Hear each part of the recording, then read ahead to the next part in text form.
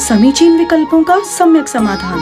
सुनिए परम पूज्य श्रमण श्री सुप्रभ सागर जी महाराज के मुखारबिंद से YouTube चैनल सुप्रभ उवाच पर शुभाशीष परम पूज्य श्रमणाचार्य 108 श्री विशुद्ध सागर जी महाराज। सानिध्य श्रमण सुप्रभ सागर जी महाराज, श्रमण प्रणत सागर जी महाराज। पुण्य आर्जक श्रीमती मधुबाला सुरेश चंद जी पाटोदी, बेटी दामाद श्रीमती विनीता अर्पित जी पहाड़िया मंडीदीप, बेटे बहू मोहित अंकिता पाटोदी, रोहित मुस्कान पाटोदी, अभी नैवेद्य जीने भव्य एवं समस्त पाटोदी परिवार। जैन बर्तन भंडार छिंदवाड़ा। ओम नमः सिद्धेभ्यो। नमो नमः सत्हितं कराय वीराय भव्याम्बुजभास्कराय अनंतलोकाय सुरार्चिताय देवादिदेवाय नमो जिनाय देवादिदेवाय नमो जिनाय। पंच परमेष्टि भगवान की परम पूज्य आचार्य भगवंत गुरुवर विशुद्ध सागर जी मुनि महाराज की, परम पूज्य मुनि श्री सुप्रभ सागर जी महाराज की,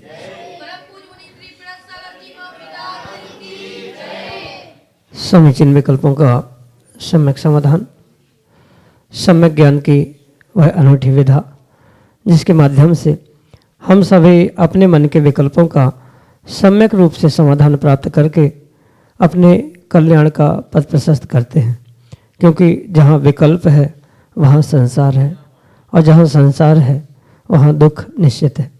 और उस दुख से निवृत्ति का परम पूज्य आचार्य भगवंत गुरुवर विशुद्ध सागर जी महाराज के मंगल सुभाषित से परम पूज्य मुनि श्री सुप्रभ सागर जी महाराज द्वारा वह अनूठा उपाय समीचीन विकल्पों का सम्यक समाधान हमें प्रदान किया गया है।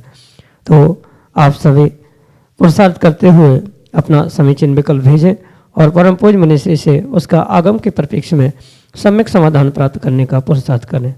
प्रारंभ करते हैं आज का सम्यक समाधान। और आज के पहले विकल्प के लिए आकृति जैन, झांसी उत्तर प्रदेश से महाराज के चरणों में बारंबार नमोस्तु निवेदित करते हुए अपना समीचीन प्रश्न रख रहे हैं कि महाराज जी, हम बच्चों को पाठशाला में संस्कार देने बुलाते हैं, लेकिन वहीं उन बच्चों को पाठशाला में ही कुरकुरे, चिप्स आदि आवश्यक पदार्थ उपहार स्वरूप खाने के लिए दे जाते हैं, तो ये कहाँ तक उचित है? हमारे समीचीन विकल्प का सम्यक समाधान करने की अनुकंपा करें। नमोस्तु महाराज जी, नमोस्तु। ओम नमः सिद्धम। परम पूज्य आचार्य भगवान गुरुवर विशुद्ध सागर जी महाराज जी की, परम पूज्य मुनि श्री सुप्रभ सागर जी महाराज जी की।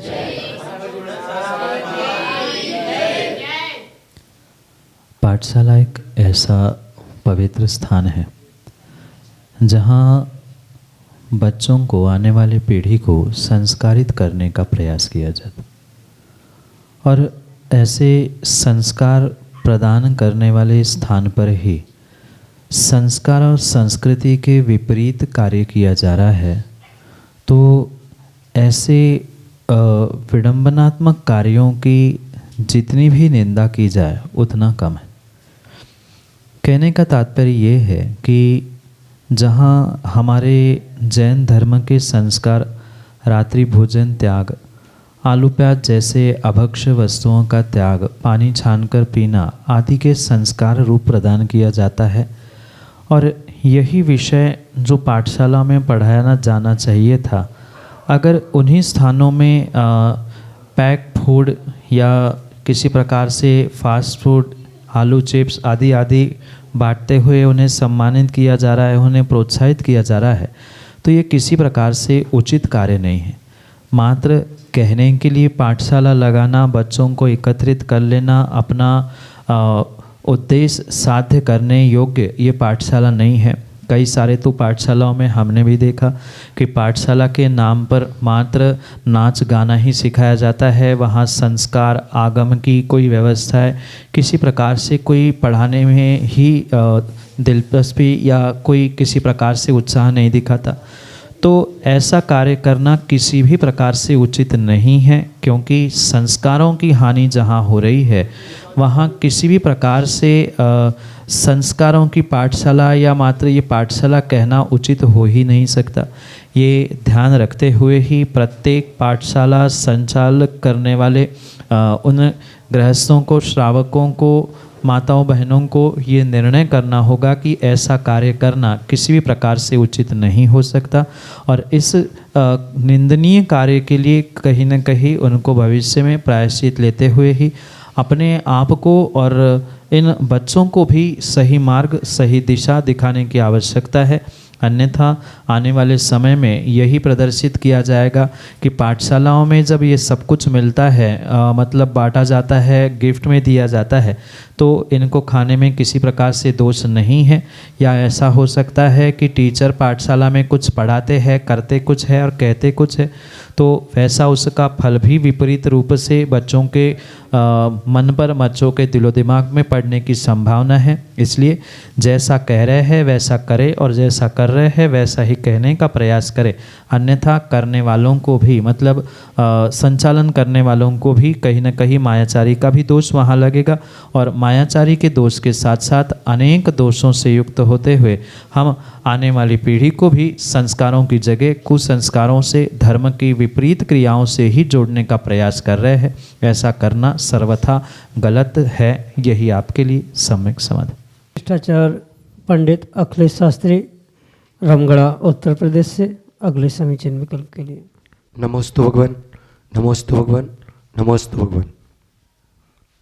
हे स्वामिन, मेरा विकल्प यह है कि एक पूजन में द्रव्य की निषिद्धता लिखी हुई है और एक पूजन में द्रव्य की श्रेष्ठता दिखाते हुए पूजन करने का विधान है, जबकि श्रावक का धर्म है कि वह भावों के साथ द्रव्य पूजन करे।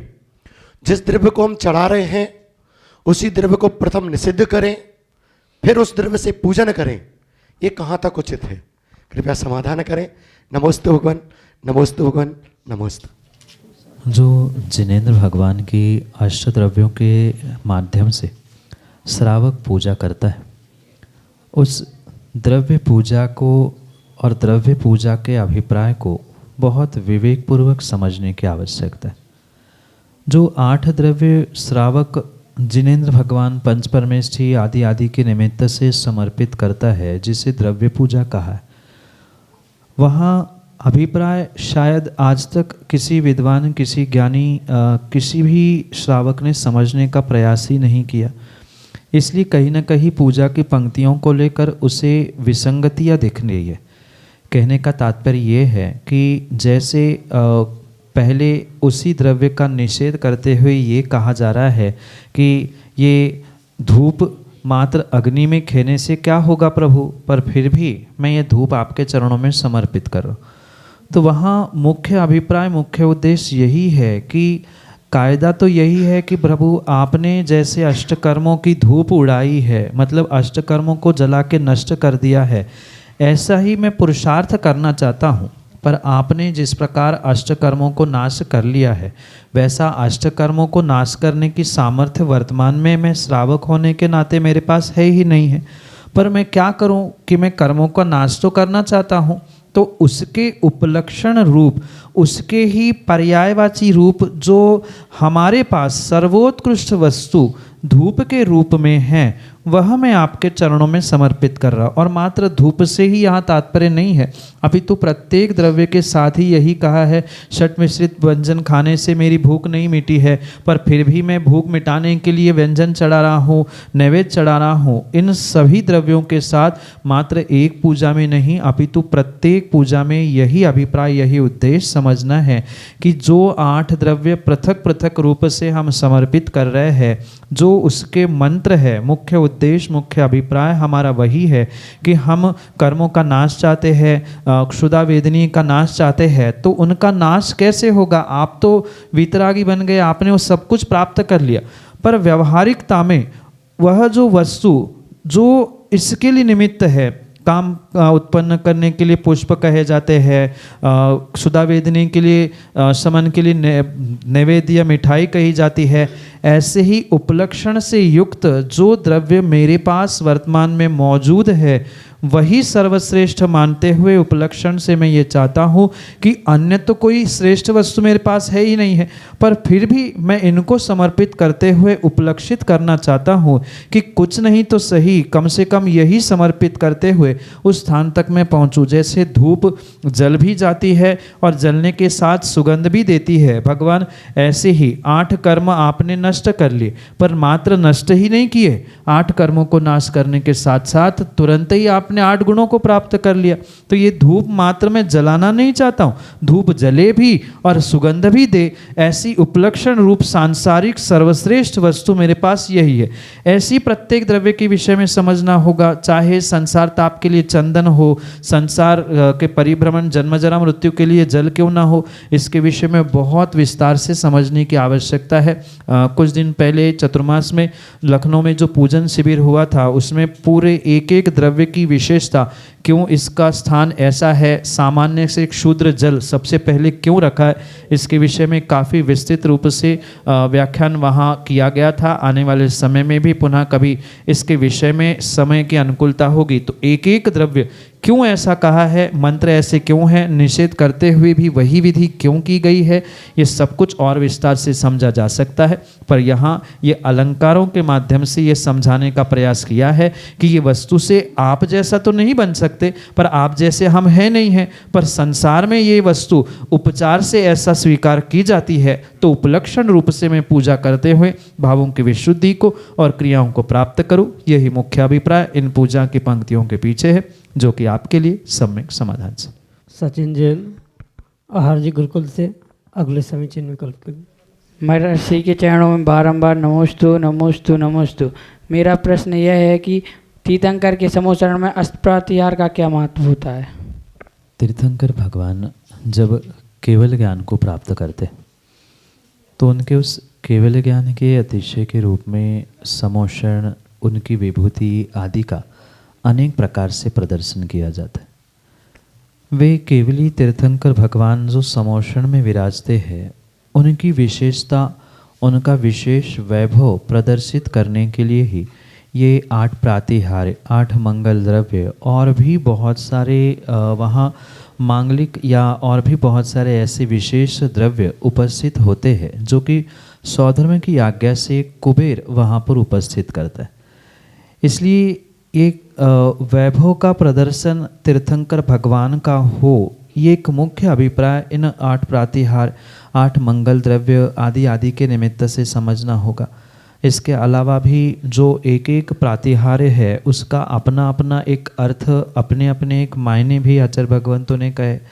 जैसे 3 छत्र तीर्थंकर भगवान के ऊपर होते हैं, ये प्रदर्शित करते हैं कि ये 3 लोक के स्वामी हैं, अधोलोक, मध्यलोक और ऊर्ध्वलोक। इन 3 लोकों के स्वामी के रूप में तीर्थंकर भगवान को स्वीकार किया जाता है। इस कारण से उनके मस्तक पर छत्रत्रय हुआ करते हैं। जो 64 चमर है, वे 64 रिद्धियों को प्रकट करने के अभिप्राय से 64 चमर उन पर ढुलते हैं। उसके अलावा जो देव दुमधुमी, उसके दिव्य ध्वनि की श्रेष्ठता को प्रदर्शित करने रूप है। जिस सिंहासन पर होते हुए भी वे सिंहासन को स्पष्ट नहीं करते हैं, ये 3 लोक की स्वामिता यानी श्रेष्ठता प्रदर्शित करने के लिए ऐसे जितने भी प्रातिहार्य हैं, उनके अपने अपने अर्थ, अपने अपने अभिप्राय और अपने अपने उद्देश्य आगम ग्रंथों में लिखे हुए हैं। और सामान्य रूप से तीर्थंकर भगवान का समोषण और उनका महात्म, उनका वैभव प्रदर्शित करने के लिए ये सभी द्रव्य वहाँ समोषण में उपस्थित किए जाते। यही आपके लिए सम्यक समाधान। अर्चित जैन सागर मध्य प्रदेश से अगले समीचीन विकल्प। द्वय मुनि राजा के चरणों में मेरा त्रैवा नमोस्तु नमोस्तु नमोस्तु। मुनिश्री, मैंने सुना है कि यदि कोई व्यक्ति आत्महत्या करता है तो उसके परिवार को 6 माह तक का सूतक लगता है, जिसके समय उसका परिवार भगवान जिनवाड़ी गुरु से नहीं जुड़ पाता, जबकि उस समय उसके परिवार को देवशास्त्र गुरु की आवश्यकता होती है। तो ऐसा क्यों? और यदि उस व्यक्ति के परिवार के जन धर्मात्मा हैं और उनके मन में उस व्यक्ति के लिए कोई विकल्प नहीं है, तो क्या वह परिवार पूजन आदि कर सकता है? नमोस्तु मुनिषी। सूतक पातक के दिनों में जो श्रावकों के लिए कुछ दिन की सच्चे देवशास्त्र गुरु के निमित्त से मर्यादा कही है, उसे आगम के परिप्रेक्ष्य में बहुत विवेकपूर्वक समझना हो। चाहे सूतक हो पातक हो, सुख दुख के दिनों में कहीं न कहीं श्रावक अपना विवेक खो बैठता है। हर्ष की अतिरेकता में या दुख की अतिरेकता में वह सच्चे देवशास्त्र गुरु का विनय करना भूल सकता है, उनकी मर्यादा भूल सकता है। कई बार भावुक होते हुए कुछ विपरीत क्रियाओं को भी प्राप्त करने की संभावना हो सकती है। इस मुख्य उद्देश्य, मुख्य अभिप्राय से कुछ दिनों की मर्यादा उन्हें सच्चे देवशास्त्र गुरु से रखने की आगम में आज्ञा। इसका मतलब ये नहीं है कि किसी प्रकार से उन्हें देवशास्त्र गुरु से बिल्कुल अलग ही कर दिया है, वे हाथ नहीं जोड़ सकते या देवशास्त्र गुरु से धर्म से जुड़ नहीं सकते, ऐसा सर्वथा बिल्कुल भी नहीं है। ये ज़रूर है कि सच्चे देवशास्त्र गुरु के पास पहुंचने पर भी कुछ मर्यादा का पालन उन्हें करना है। जैसे चाहे आत्महत्या का सूतक हो 6 महीने का या अन्य 13 दिन का, 10 दिन का आदि भी क्यों ना हो, उनमें यही व्यवस्था कही है कि दूरी बनाकर आप भगवान का दर्शन भी कर सकते हैं, गुरु का दर्शन भी कर सकते हैं। साक्षात आप अभिषेक नहीं कर सकते, द्रव्य पूजा नहीं कर सकते, पर भाव पूजा करने का किसी प्रकार से निषेध नहीं है। आप जाप कर सकते हैं, जप कर सकते हैं, तप कर सकते हैं, अन्य भी बहुत सारी ऐसी क्रियाएं हैं जिससे आप धर्म मार्ग पर संलग्न होकर रह सकते। ये वर्तमान में विडंबना दिख रही है कि हमारी अटैचमेंट नहीं थी, हम जानते नहीं थे, हमारी पीढ़ियाँ दूर है, हमारा चूल्हा अलग है, इसलिए सूतक इतना नहीं कम हो या नहीं माने तो हम जुड़ना चाहते हैं। ये कहीं न कहीं व्यक्ति के मात्र वितर्क ही है। आगम के परिप्रेक्ष्य में जो व्यवस्था कही है उसे के अनुसार समझने की, प्राप्त करने की आवश्यकता है। ये बात स्वीकार की जा सकती है कि कुछ पीढ़ी के अंतर के बाद मतलब उनकी दूरियां बढ़ने के कारण से कुछ अंशों में राग या अटैचमेंट कम हो सकती है, पर सर्वथा अटैचमेंट थी ही नहीं, ऐसा भी स्वीकार करना उचित नहीं है। और माना कि ऐसा भी मान लिया जाए, पर आगम में जब लिखा है कि 6 महीने की व्यवस्था है तो 6 महीने तक उनको उन मर्यादा का पालन करना आवश्यक ही है। पर किसी भी प्रकार से वहाँ ये नहीं लिखा है कि आप धर्म नहीं कर सकते हैं। मंदिर में जो नियत स्थान कहा है, यानी दूरियाँ कही है, वहाँ से बैठकर आप अभिषेक देख भी सकते हैं, भाव पूजन भी कर सकते हैं, क्योंकि आपत्ति काल है, मर्यादा है, व्यवस्थाएं है, उन्हें उसी प्रकार से ही समझते हुए उसका परिपालन करने में ही आज्ञा सम्यक का या आज्ञा विचय नाम का धर्म ध्यान करने का पुण्य आपको लगने की संभावना है।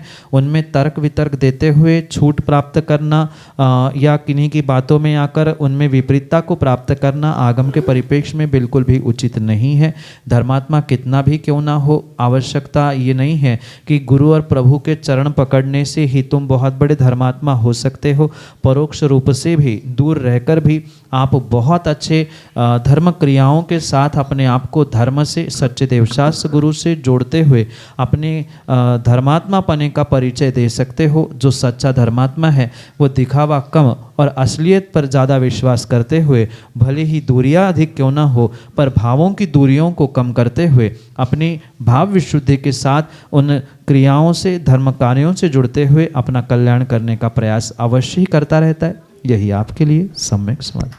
प्रभावना पुरुषोत्तम डॉक्टर सुनील जैन संचय, ललितपुर उत्तर प्रदेश से, जो कि आहार जी में संपन्न हो रही संगोष्ठी के संयोजक भी हैं। अगले समीचीन विकल्प के लिए हमारे सामने परम पूज्य गुरुदेव के चरणों में कोटशा नमोस्तु। सम्यक समाधान का यह कार्यक्रम निश्चित रूप से आपकी जो समाधान देने की आगमोक्त विधि है, उसके कारण पूरे भारतवर्ष में बहुत बड़ी संख्या में देखा जाता है। आपने अपने समाधानों के माध्यम से जहाँ विद्वत वर्ग को भी आकर्षित किया है, वहीं प्रबुद्ध और युवा वर्ग भी आकर्षित हुए हैं। आहार जी में आपकी पावन सन्निधि में 2 दिवसीय युवा विद्वत संगोष्ठी चल रही है। उसमें जैन विद्या के विविध आयाम विषयों को विद्वानों द्वारा रखा जा रहा है। संगोष्ठी में एक विषय दान को लेकर के भी रखा गया है। चूँकि जैन परंपरा में औषधि शास्त्र, अभयहारा, ये 4 प्रकार के दान कहे गए हैं। और जब भी दान देने की बात आती है तो कहा जाता है कि गुप्त दान सर्वश्रेष्ठ दान है। यदि गुप्त दान सर्वश्रेष्ठ दान है तो क्या फिर हम आहार आदि जो दान हैं उसको कैसे दे पाएंगे? क्या हमारे जैन आगम में गुप्त दान के बारे में आचार्यों ने ऐसा कोई उल्लेख किया है कि गुप्त दान देना सर्वश्रेष्ठ है? पूज्य गुरुदेव के चरणों में नमोस्तु नमोस्तु। गुप्तदान महादान, ये पंक्ति वर्तमान में बहुतायत सर्वप्रसिद्ध हो रही, पर जहाँ तक हमने आगम ग्रंथों को पढ़ा है वहाँ किन्हीं आचार्य भगवंतों ने भी ऐसी पंक्ति देते हुए कोई गुप्त दान नाम का 5वां दान नहीं कहा। जो 4 प्रकार के दान कहे हैं, औषध, शास्त्र, अभय, आहार, ये 4 ही प्रकार के दान जो 3 प्रकार के पात्रों को देने से पात्रदत्ति के रूप में स्वीकार किए जाते हैं, वही आगम के परिप्रेक्ष्य में दान है। अन्य किसी प्रकार से वर्तमान में कहा जाने वाला चाहे रक्तदान हो, चाहे कन्यादान हो, गौदान हो, ये आगम के परिप्रेक्ष्य में दान नहीं है। पर इसका मतलब ये भी नहीं है कि वर्तमान में जो इतने से दान के पीछे इतना बड़ा प्रदर्शन हो रहा है, इसका भी कहीं व्याख्यान नहीं मिलता है। और कहीं न कहीं उस प्रदर्शन से, दिखावे से बचने के लिए हो सकता है यहाँ पर ये गुप्त दान की व्याख्या प्रारंभ हुई हो। पर ये पुनः पुनः मैं कह दूं कि किन्हीं आचार्य प्रणीत ग्रंथों में गुप्त दान का शब्द वर्णित बिल्कुल भी नहीं है। पर उनका अभिप्राय ज़रूर यही है कि दान देते समय उसका प्रदर्शन नहीं होना चाहिए। ये उल्लेख ज़रूर मिलते हैं कि सीधे हाथ से दान दिया है तो उल्टे हाथ को पता ना चले, ऐसा तो आचार्य भगवंतों ने लिखा है। पर इसका अर्थ ये नहीं है कि कहीं बिल्कुल गुप्त रूप से ही दान दे, क्योंकि इस बात से मैं बिल्कुल आपके सहमत हूँ। अगर गुप्त दान से ही करना है तो फिर मुनिराजों को आहार करना संभव ही नहीं होगा। प्रत्येक शावक को पहले गुप्त होना पड़ेगा और फिर वो दान देने के लिए या अदृश्य होकर पहुँचना पड़ेगा, तो वो भी संभव नहीं हो सकता। कहीं न कहीं गुप्त दान के पीछे का अभिप्राय ये समझना होगा कि अपनी नाम, प्रशंसा, वाहवाह, पटिया आदि के उद्देश्य से दिया हुआ दान महान नहीं हो सकता। इन उद्देश्यों से रहित होकर, भले ही खुले होकर, मतलब सामने आकर दान दिया गया है, वही गुप्त दान है। जो आज गुप्त दान को कहा जाता है, ये दिखावा जाता है कि बिना बोले ही चुपचाप लाके रख जाना, गुल्लक में डाल जाना। ठीक है, गुल्लक में डालना भी दान ही है, पर इसका मतलब ये नहीं है कि हम गुप्त दान को ही सर्वोपरि समझ ले। पर आज जो विडंबनात्मक दान का प्रदर्शन देखने में आ रहा है, उससे बचने की अपेक्षा से हो सकता है मध्यकाल में ये गुप्तदान आदि की व्यवस्थाएं गुप्तदान महादान के रूप में प्रदर्शित की गई हो। पर आगम में गुप्तदान का कोई भी वर्णन आचार्य भगवंतों ने नहीं किया है। प्रदर्शन से, दिखावे से, ढोंग से बचने के उद्देश्य से ही वह लिखा हुआ है। जैसे कई बार आगम ग्रंथों में आचार्य भगवंतों ने लिखा है, जैसे राजश्री अमोघ वर्ष महाराज अपने प्रश्नोत्तरी रत्नमाला में स्पष्ट कहते हैं कि किम दानम, प्रश्न पूछते हुए उत्तर देकर आचार्य भगवंत अपने शिष्य से कहते हैं अनाकांक्षा, जहाँ किसी आकांक्षा से रहित आप कुछ सामने वाले स्व और पर के हित के लिए देने वाली जो वस्तु है वही दान है। अगर स्व का हित वहाँ निहित नहीं है, उसका लोभ कषाय का विसर्जन नहीं है, तो वह दान ही नहीं है। इसलिए सर्वथा गुप्तदान नहीं, अपेक्षाकृत उस गुप्तदान को समझने की आवश्यकता है। पर शब्द की बात करें तो जैन परंपरा में इसका कोई भी औचित्य या कहीं भी उल्लेख प्राप्त नहीं होता। यही आपके लिए सम्यक समाधान। पंडित शुभम जैन शास्त्री, हटा, मध्य प्रदेश से अगले समीचीन विकल्प के लिए। के चरणों में कोटि सा नमोस्तु। महाराज श्री, मेरा प्रश्न है कि पूजक कौन? वर्तमान समय में लगभग बहुत से लोग व्यसनों का सेवन करते हैं, सिगरेट तंबाकू आदि का सेवन करते हैं, तो क्या वह पूजन के योग्य हैं? क्या सप्त व्यसन करने वाला पूजन कर सकता है, अभिषेक कर सकता है क्या? वर्तमान परिप्रेक्ष्य में पूजक इस शब्द के स्वामी या पूजक के विषय में बहुत व्यापकता से और अनेकांत से समझने की आवश्यकता है। अगर आगम की कायदे से हम बात करें तो जो श्रावक है वही कायदे से पूजक हो सकता है। श्रावक का उद्देश्य मात्र श्रावक कुल में जन्मने वाला नहीं, अपितु जो नैष्ठिक पाक्षिक आदि के रूप में श्रावक स्वीकार किए गए हैं, कहीं ना कहीं वे ही 6 आवश्यकों को प्राप्त कर सकते। क्योंकि मात्र कुल में जन्म लेने से कोई जैन या कोई श्रावक बने ये आवश्यक तो नहीं है। और उसी परिपेक्ष में जो वर्तमान में व्यसनों को, और आवश्यकता नहीं है कि 7 व्यसन कर रहा हो, एकाध व्यसनों से भी ग्रसित जो जीव है, जो व्यक्ति है, भले ही वो जैन कुल में है, बहुत बड़े दान, बहुत बड़ी बोली लेने वाला भी क्यों न है, पर कायदा यही है कि उनकी व्यवस्था आगम के परिप्रेक्ष्य में इस पूजक स्थान को प्राप्त करने की बिल्कुल भी नहीं है। इस परिप्रेक्ष्य में ये भी बात कई सारे चिंतकों की सामने आती है कि अगर हम सर्वथा सभी का ही निषेध कर देंगे तो वर्तमान में हमारे पास कौन पूजक शेष रहेगा, ये भी बहुत बड़ा प्रश्न चिन्ह सामने खड़ा हो सकता है। और माना कि कोई गलती कर रहा है व्यसन करते हुए और उसे व्यसनों के कारण से पूजा करने से भी सर्वथा वंचित कर दिया जाएगा, तो फिर उसका धर्म मार्ग कैसे और किस प्रकार से खुल सकता है? हो सकता है कहीं ना कहीं उन क्रियाओं को करते करते कभी कभार उसके भाव बदल गए तो पुनः वह सन्मार्ग पर पहुंच सकता है। इस अपेक्षा से तो फिर भी ये समझा जा सकता है, पर अगर आगम की व्यवस्था समझे तो वहाँ पूजा करने का अधिकार वही जीव प्राप्त कर सकता है जो अपने पूज्य के प्रति गुणों में अनुराग रखते हुए उनके जैसे बनने का प्रयास करता है। भले ही सर्वथा उनके जैसा नहीं बने, पर कुछ हद तक श्रावक के ही गुणों को प्राप्त कर ले, श्रावक की योग्यता नैष्ठिक पाक्षिक आदि रूप भी प्राप्त कर रहा है, वही आगम के परिप्रेक्ष्य में पात्रता रखता है भगवान जिनेंद्र के अभिषेक पूजन निर्ग्रंथ के दान आदि के निमित्त से। जैसे दान के विषय में आचार्यों ने कुल शुद्धि की बात कही है, वही विषय हमें कहीं न कहीं पूजन के विषय में भी लगाने की आवश्यकता है। और इसी कारण से सिचुएशन और तात्कालिक परिस्थितियों को समझते हुए इसका निर्णय करते हुए बात को तय करना होगा। पर आगम की बात यही है, जो योग्यता पूजन दान के लिए लिखी है वही सर्वश्रेष्ठ है। व्यवहारिकता तात्कालिकता भिन्न विषय है। यही आपके लिए सम्यक समाधान। समीचीन विकल्पों का सम्यक समाधान सुनिए परम पूज्य श्रमण श्री सुप्रभ सागर जी महाराज के मुखारविंद से।